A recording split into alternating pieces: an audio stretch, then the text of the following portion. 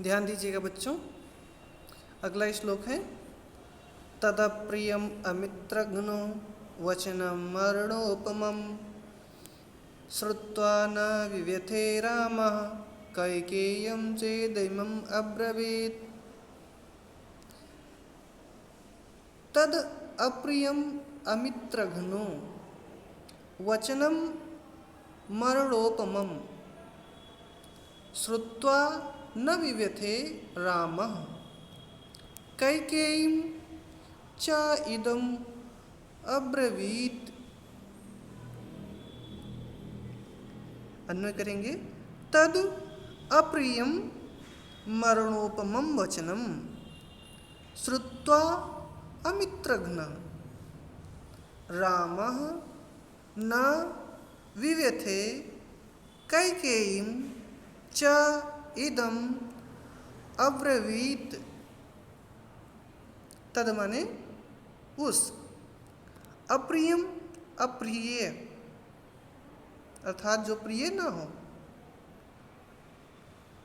मरणोपमम मरणोपमम means मरण के तुल्य, मरने के समान, मृत्यु के समान, वचनम वचन को, श्रुत्वा सुन करके,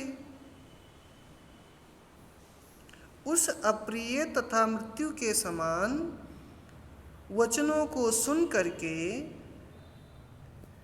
अमित्रघ्न, अमित्रघ्न का अर्थ होता है शत्रुओं का वध करने वाले, शत्रुओं का वध करने वाले। राम राम न विव्यथे, व्यथित नहीं हुए, विव्यथे का अर्थ होता है व्यथित नहीं हुए। कैकेयीं च इदम अब्रवीत, च और कैकेयीं कैकेयी से, इदम यह, अब्रवीत बोले, अर्थात उस अप्रिय तथा मृत्यु के समान वचनों को सुन करके शत्रुओं का वध करने वाले राम व्यथित नहीं हुए, दुखित नहीं हुए, घबराए नहीं, और उन्होंने कैकेयी से इस प्रकार की बात कही, या कैकेयी से ऐसा कहा। क्या कहा? एवमस्तु गमिष्यामि वनं वस्तुमहं त्वितः जटाचीरधरो राज्ञः प्रतिज्ञाम् अनुपालयन्। एवमस्तु गमिष्यामि वनं वस्तुम अहं त्वितः जटाचीरधरो राज्ञः प्रतिज्ञाम् अनुपालयन्। ध्यान दीजिएगा। एवमस्तु, एवमस्तु माने ऐसा हो, मतलब जैसा तुम चाहती हो वैसा ही हो।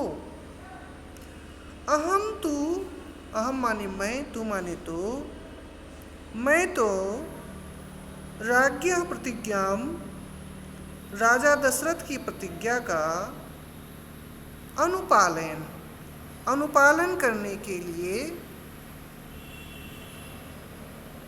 जटाचीरधर, जटा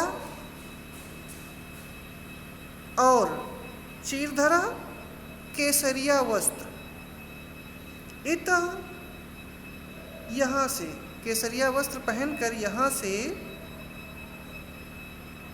वनम वस्तुम, वन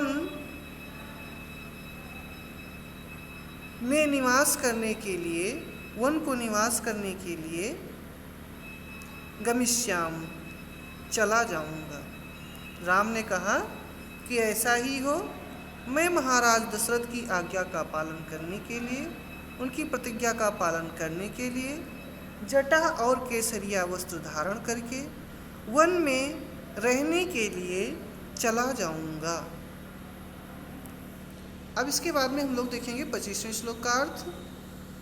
तो अहम ही सीताम राज्यम च प्राणनिष्ठान धनानि च हरिष्टो भ्राते स्वयं दद्याम भरताय प्रचोदितः अहम हि सीतां राज्यं च प्राणनिष्ठान धनानि च हृष्टो भ्रात्रे स्वयं दद्याम भरताय प्रचोदितः। ध्यान दीजिएगा, अहम प्रचोदितः, अहम प्रचोदितः भ्रात्रे भरताय सीतां राज्यं इष्टान् प्राणान् च धनानि च हृष्टः स्वयं दद्याम। अहम मैं त्वया तुम्हारे लिए प्रचोदितः प्रसन्न होता हुआ, मैं स्वयं प्रसन्न होता हुआ